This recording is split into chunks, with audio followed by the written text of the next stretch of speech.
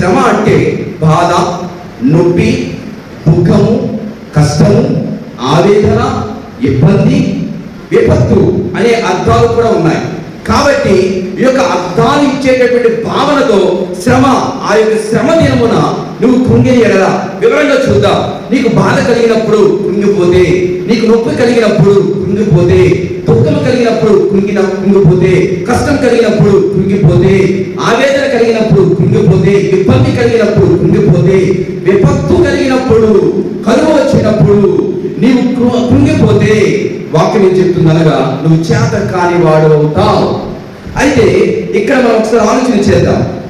ఇంతకు ఈ యొక్క శ్రమ దినం ఎందుకు వస్తుంది, లేకపోతే ఎందుకు శ్రమలు వస్తాయి? ఏమండి, క్రైస్తవునికి, విశ్వాసికి, భక్తులకు శ్రమలు రావా? 100% భక్తులకు కూడా శ్రమలు వస్తాయి. అంటే నేను మాట్లాడుతుంది ఆర్డినరీగా అందరికీ సంబంధించిన శ్రమల గురించి మాట్లాడడం లేదు. ఎస్పెషల్లీ క్రీస్తు నందు క్రీస్తు రక్తంలో కడగబడిన క్రైస్తవుడికి కూడా శ్రమలు వస్తాయి, విశ్వాసికి కూడా శ్రమలు వస్తాయి, భక్తిని చూపిస్తున్న భక్తులకు కూడా శ్రమలు వస్తాయి. నేను మాట్లాడుతుంది ఈ కోణంలో ఉన్న వారికి, ఆర్డినరీగా జనరల్గా నేను మాట్లాడడం లేదు. గడిచిన దినాలలో ఒక ఆదివారం మీకు చెప్పాను శ్రమలు వచ్చే మార్గాలు, ఎందుకు శ్రమలు వస్తాయని ఇన్ జనరల్ గా మీతో మాట్లాడాను. కానీ ఇప్పుడు నేను మాట్లాడుతుంది ఏమిటనగా క్రీస్తు నందున్న వాడికి శ్రమలు, క్రీస్తుని ఎరుగున్న వాడికి శ్రమలు, భక్తునికి శ్రమలు, విశ్వాసికి శ్రమలు ఎందుకు వస్తాయి అనే విషయాన్ని మనం ఒకసారి ఆలోచన చేస్తే 5 కారణాలను బట్టి ఒక క్రైస్తవుడికి శ్రమలు వస్తాయి, క్రీస్తు నందున్న వాడికి శ్రమలు వస్తాయి, భక్తుడికి శ్రమలు వస్తాయి, విశ్వాసికి శ్రమలు వస్తాయి. ఏంటి ఆ 5 కారణాలంటే పేతురు రాసిన మొదటి పత్రిక 1వ అధ్యాయం 6-7 వచనాల ప్రకారము మన విశ్వాసాన్ని పరీక్షించడానికి దేవుడు శ్రమను ఆపాదిస్తాడు. శ్రమ అనేది ఈ రోజున ఒక విశ్వాసికి పరీక్ష లాంటిది. రెండవది, కొరింథీయులకు రాసిన 2వ పత్రిక 12వ అధ్యాయం 9-10 వచనాల ప్రకారము దేవునిపై మరింత ఆధారపడడానికి శ్రమ అనేది ఒక క్రైస్తవుడికి, విశ్వాసికి, భక్తుడికి, క్రీస్తు నందున్న వారికి వస్తుందండి. అలాగే 3వ కారణం, దేవునితో సహవాసము పెంచుకోవడానికి. సాధారణంగా మనము శ్రమ లేకపోతే ప్రార్థన చేయలేదు. శ్రమ ఉంది కాబట్టి ఈ రోజున పరిగెట్టుకొని మన దేవుని సన్నిధికి రాగలుగుతున్నాం. ఆయన దగ్గరికి వెళ్ళి ప్రార్థన చేస్తే, పాస్టర్ గారితో ప్రార్థన చేయించుకుంటే, భక్తులు అందరూ కలిసి ప్రార్థన చేస్తే మన సమస్య పోతుందని, మన కష్టం తొలగిపోతుందని, మనకున్నటువంటి ఆ యొక్క ఇబ్బంది తొలగిపోతుందన్న ఆశాభావంతో మనం దేవుని సన్నిధికి వస్తూ ఉన్నాం. అలా రావడం వలన మనము మన శ్రమను చూస్తాము, కానీ దేవుడు మాత్రము మనతో ఉన్న సహవాసాన్ని చూస్తాడు. అలా చెప్తారా? ఆయన కావాలి మన ఫెలోషిప్, మనకి కావాలి ఆయన ఫెలోషిప్. దేవుడికి వేరే బంధువులు లేరండి. దేవుడికి మనము తప్ప వేరే చుట్టరికము లేదు. దేవుడికి మనము తప్పితే వేరే ముచ్చట ఆడడానికి వేరే వాళ్ళు లేరు. దేవుడు దేవదూతలతో అలాంటి సంబంధాన్ని కలిగి లేడు. కేవలం తన స్వరూపంలో, తన పోలికలో నిర్మించుకున్న నీతో నాతోనే బంధుత్వం కలిగి ఉన్నాడు ఆయన.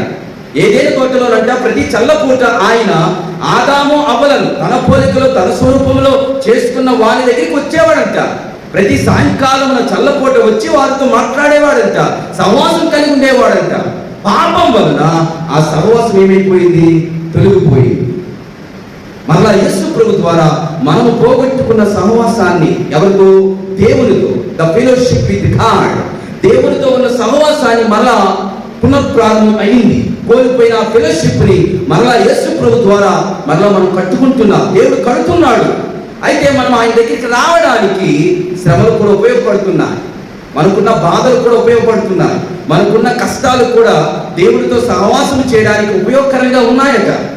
4వదిగా, ఎందుకు ఒక క్రైస్తవుడికి, క్రీస్తు నందున్న వాడికి, భక్తులకు ఎందుకు శ్రమలు వస్తాయి, బాధలు, కష్టాలు, ఇబ్బందులు కలుగుతాయి అంటే 4వ కారణం ఫిలిప్పీయులకు రాసిన పత్రిక 3వ అధ్యాయం 10వ వచనం ప్రకారం క్రీస్తుతో మనల్ని ఏకము చేయడానికండి. మనము దేవునితో, ప్రభువుతో, మన రక్షకునితో ఏకమవ్వడానికి.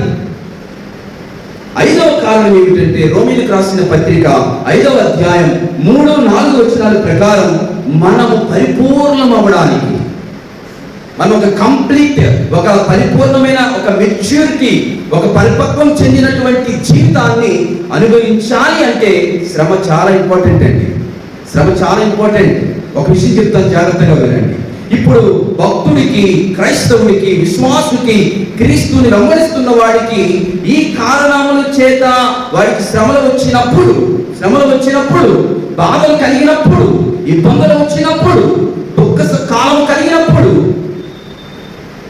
మనము కృంగితే మనము చేత కాని వారం అవుతామని లేఖనం సెలవిస్తుంది. అయితే ఇప్పుడు నా ప్రశ్న ఏమిటంటే, ఓకే, నీ కృంగిపోకుండా ఉండాలంటే ఏం చేయాలి? మరి వాట్ షుడ్ ఐ డూ? ఇప్పుడు నేను శ్రమస్తే బాధపడతాం, బాధలు, కష్టాలు, దుఃఖము, కన్నీరు, విపత్తు, కరువులు వస్తే ఖచ్చితంగా తీరా పడిపోతాం. అది మానవ సహజం కదా, అది మన యొక్క టెండెన్సీ, మన బలహీనత. దానికి మించి మాట్లాడుతున్నాడు మహాజ్ఞాని అయినటువంటి సొలొమోను. లేదు, నువ్వు మాత్రము శ్రమ కాలంలో, in the days of suffering and troubles, నువ్వు మాత్రము ఆ సమయంలో కృంగిపోవడానికి వీలు లేదు. అయితే దానికి బదులుగా నేనేం చేయాలి? నేను ఏం చేస్తే నేను చేతనైన వాడిని అవుతాను అని అంటే దానికి 3 కారణాలు పరిశుద్ధ గ్రంథం చెబుతుంది.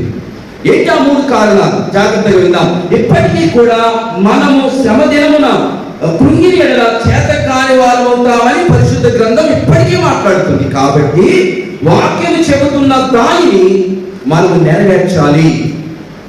శ్రమ దినమున మనం కృంగిపోకుండా మరి ఏం చేయాలి? నంబర్ 1, రోమాపత్రిక 5వ అధ్యాయం 3-4 వచనాల ప్రకారము విశ్వాసములో నిలకడగా ఉండాలట.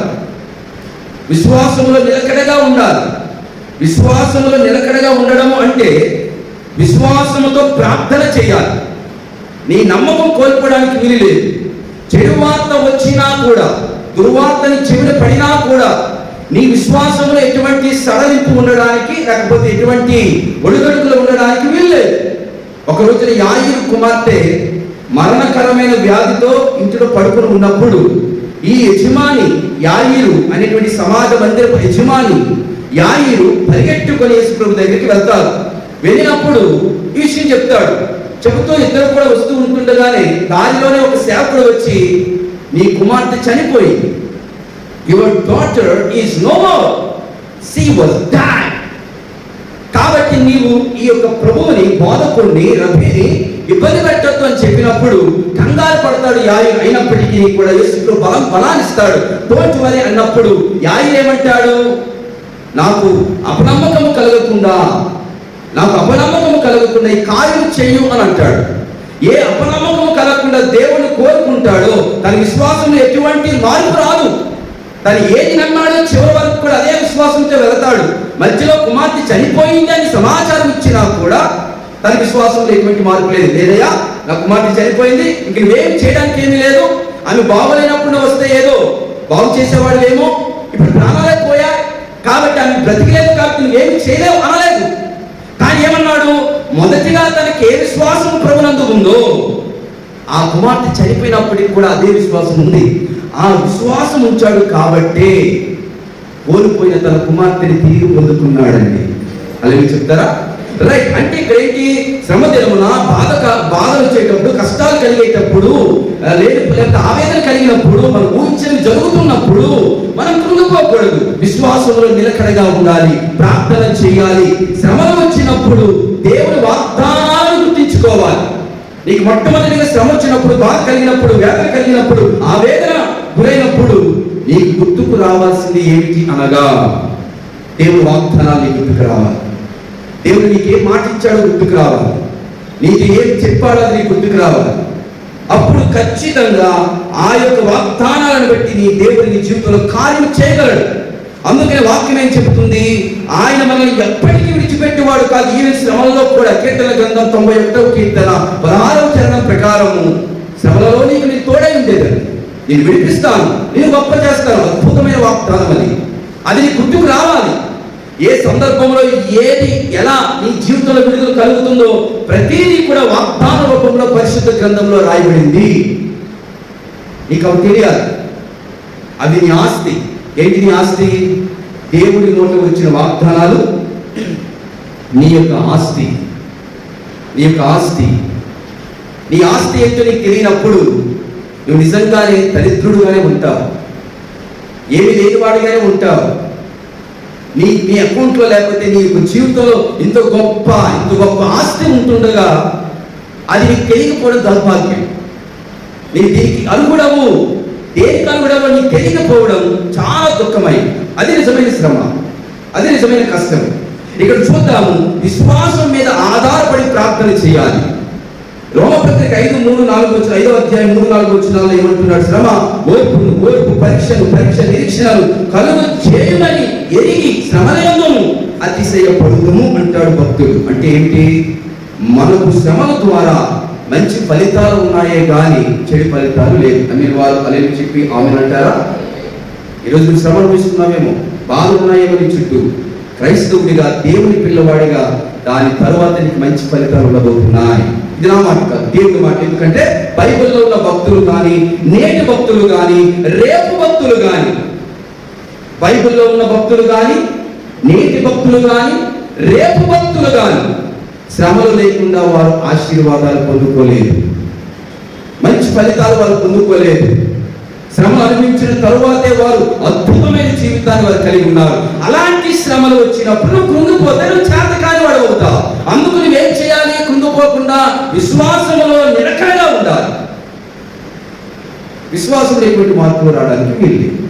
రెండవది బైబిల్ చెప్తుంది ఏంటంటే, శ్రమ దినమున నువ్వు కృంగిపోకుండా ఇంకేం చేయాలి అంటే దేవునిపై ఆధారపడాలి. Depend upon the Lord. సామెతల గ్రంథం 3వ అధ్యాయం 5-6 వచనాలు చదవండి. ఇక్కడ ఏం చెప్తుంది అనగా, మనము మన సొంత బలము మీద కాకుండా దేవుని బలము మీద ఆధారపడాలి అని చెప్తుంది.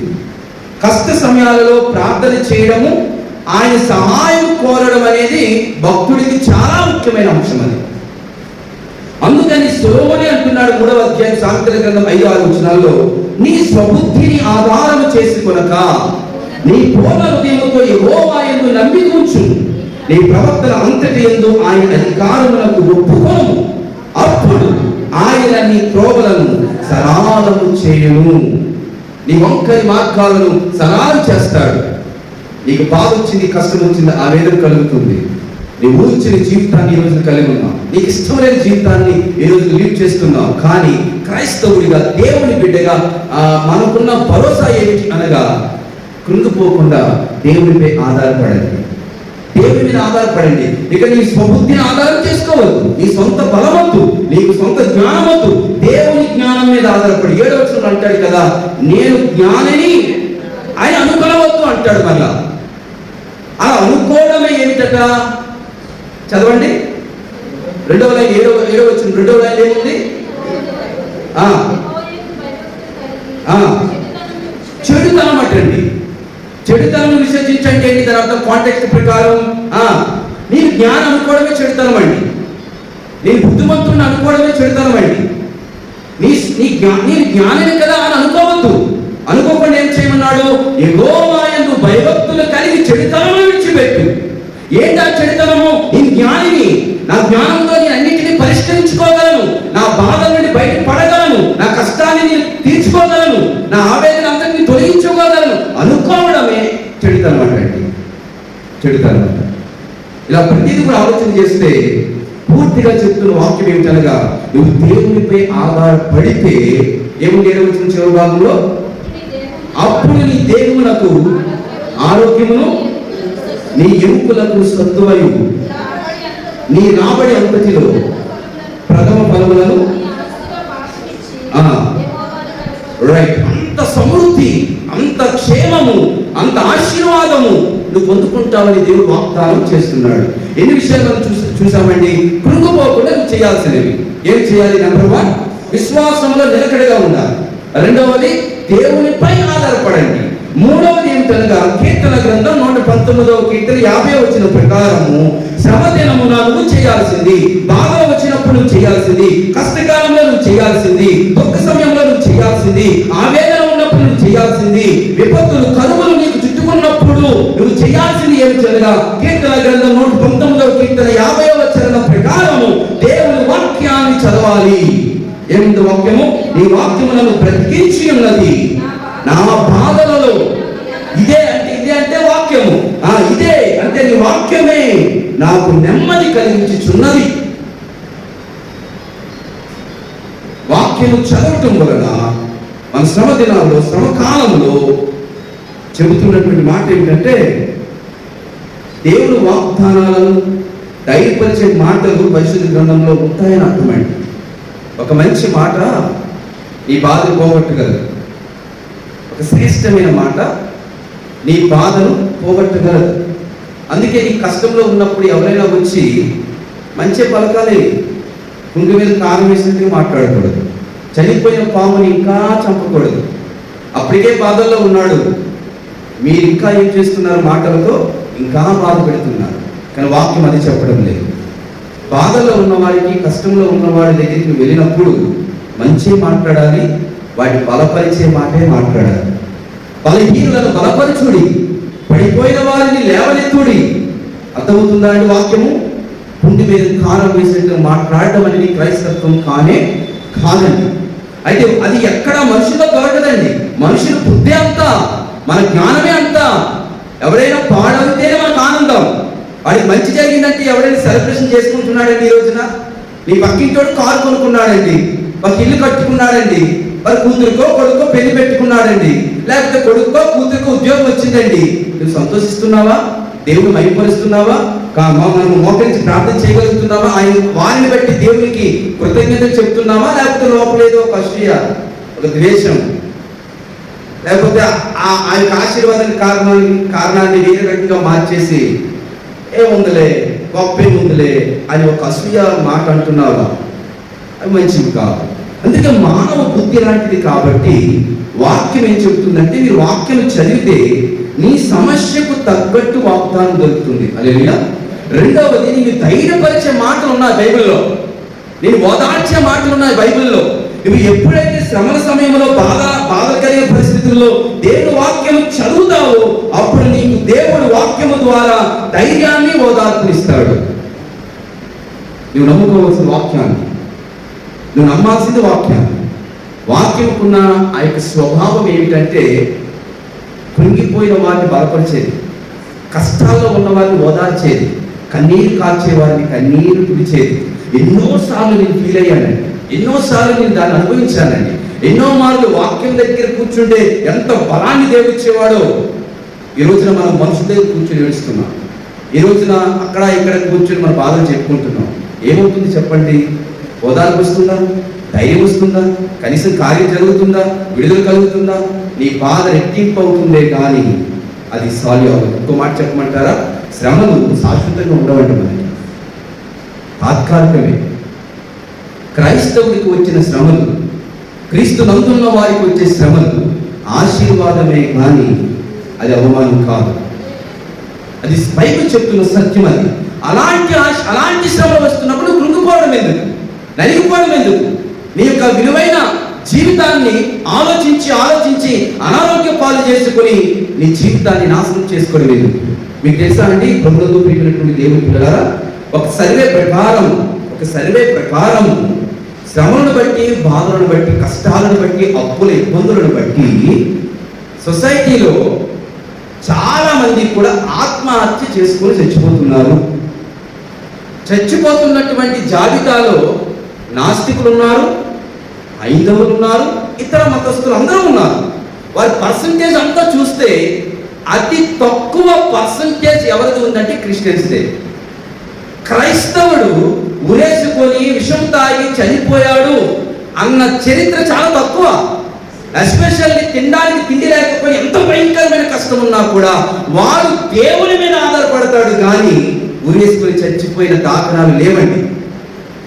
పేపర్ చూస్తే ఈ యొక్క ఈజీ మనీ, లేకపోతే ఈ యొక్క మనీ యాప్స్ ఉన్నాయి కదా, లోన్ యాప్స్ ఉన్నాయి కదా, ఇవి తీసుకొని అప్పు తీర్చగా చనిపోయిన వాళ్ళు కోకొల్లలు నేను చూస్తాను, వారి పేర్లు చదువుతానండి. ఎవడైనా క్రిస్టియన్ ఉన్నాడేమోనని స్వార్థం. ఎందుకంటే మనకు విడిపించే దేవుడు మనకున్నాడు. ఎంత పెద్ద కష్టాన్నైనా సులువుగా తప్పించగలిగిన దేవుడు మన పక్షాన ఉన్నాడు. మన దేవుడు కొంతకాలం అప్పగిస్తాడు శ్రమలకి. ఎందుకని? మనకు బుద్ధి రావాలని, మనం మార్పు చెందాలని, మనం పరిపక్వం చెందాలని, మనలో ఏదో రకమైన ఒక పశ్చాత్తాపం కలగాలని, టోటల్గా జీవితాన్ని అర్థం చేసుకోవాలని. ఈ ప్రపంచాన్ని అర్థం చేసుకోవాలని, ఈ లోక రీతిని అర్థం చేసుకోవాలని దేవుడు వదులుతాడు కొంత సమయం అండి. కానీ వాక్యం ఏం చెప్తుందో తెలుసా అండి? మీరు భరించలేనంత శ్రమలైతే దేవుడు ఇవ్వడట. ఒకవేళ వచ్చినా తను తట్టుకునే శక్తినిస్తాడు, తప్పించుకునే మార్గాన్ని కూడా ఆయన అనుగ్రహిస్తాడు. ఆమేన్. అంటే దేవుడిలో ఉన్న గొప్ప నిరీక్షణ అలాంటిది. అలాంటి దేవుడిని ఈరోజు మనం కలిగి ఉన్నాం కనుక మనం ఈరోజు ఎందుకు కృంగిపోవాలి? ఎందుకు ఇబ్బందులను బట్టి, ఆ తాత్కాలికంగా ఉన్న ఈ శ్రమలను బట్టి మనం ఎందుకు బాధపడిపోవాలి? ఒకవేళ వచ్చాయనుకోండి, దేవుడు మనల్ని పరీక్షిస్తున్నాడు అనుకోండి, రెండోది వచ్చింది అనుకోండి, మనం ఇంకా దేవుడి మీద ఆధారపడాలేమో అని నేర్పిస్తున్నాడేమో అనుకోండి, ఇంకా మనం దేవుడితో సహవాసం పెంచాలి, తగ్గిపోయిందేమో అనుకుని దేవుడితో ఇంకా ఎక్కువ సహవాసం చేయండి, క్రీస్తుతో ఏకమవ్వండి. చివరిగా ఆ శ్రమల ద్వారా నేను పరిపూర్ణతలోకి వస్తావు అన్న భావనతో భక్తిని కొనసాగించండి. జీవితాన్ని ఆపుకోకండి, కుటుంబాలను పాడు చేసుకోకండి. ఈ రోజు ఉన్న శ్రమలు రేపుండవు, ఈ రోజు ఉన్న శ్రమలు రేపుండవు. ప్రతి శ్రమకి పులి స్టాప్ ఉంటుంది, ప్రతి కష్టానికి పులి స్టాప్ ఉంటుంది. ఈరోజు మనం కృంగదీసే ప్రతి సమస్యకు, ఇబ్బందికి కూడా పులి స్టాప్ ఉంది. అది ఎక్కడ ఉంది? 3 విషయాలు. ఒకటి, మనము ప్రార్థన, విశ్వాసంతో ప్రార్థించాలి, విశ్వాసంలో ఎటువంటి మార్పు ఉండడానికి వీలేదు. రెండవది, దేవుడిపై సంపూర్ణంగా ఆధారపడాలి. మూడవది, వాక్యం చదవాలి, దేవుడి వాక్యం చదవాలి, బైబిల్ చదవాలి. ఎందుకు చదవాలి? అక్కడే ఆ వాక్యమే నీ బాధల్లో నీకు నెమ్మదించేది, నీకు ధైర్యాన్ని ఇచ్చేది, నేను తప్పుడు ఆలోచన వైపు నడిపించకుండా సరైన మార్గంలో నడిపించేది వాక్యం మాత్రమే. ఎంతో మంది ఇప్పటికీ సాక్ష్యాలు చెప్తున్నారు, చనిపోదాం అని నిర్ణయించుకున్న వారు సైతము కూడా దేవుని వాక్యం విని మార్పు చెంది ధైర్యాన్ని తెచ్చుకున్న వారు చాలా మంది ఉన్నారు. ఈరోజు చావుని దాటి వారి సుఖంగా కుటుంబాలతో జీవనాన్ని కొనసాగిస్తున్న వారు చాలా మంది ఉన్నారు. వాక్యం వారిని పట్టుకుంది, వారిని బలపరిచింది, వారిని ఒట్టిలకు చేర్చింది. శ్రమ వచ్చినప్పుడు, కష్టాలు కలిగినప్పుడు క్రైస్తవుడిగా మనం కుంగిపోకుండా ఈ 3 పనులు చేయాలని పరిశుద్ధ గ్రంథం మనం హెచ్చరిస్తున్నది. అలా చేసిన వాడు భవిష్యత్తులో వర్ధిల్లుతాడు, భవిష్యత్తులో తన సాక్ష్యం చెప్పుకుంటాడు, భవిష్యత్తులో ఇతరులకు మాదిరిగా ఉంటాడు, ఇతరుల మధ్య దేవుడిని మహిమపరుస్తాడు.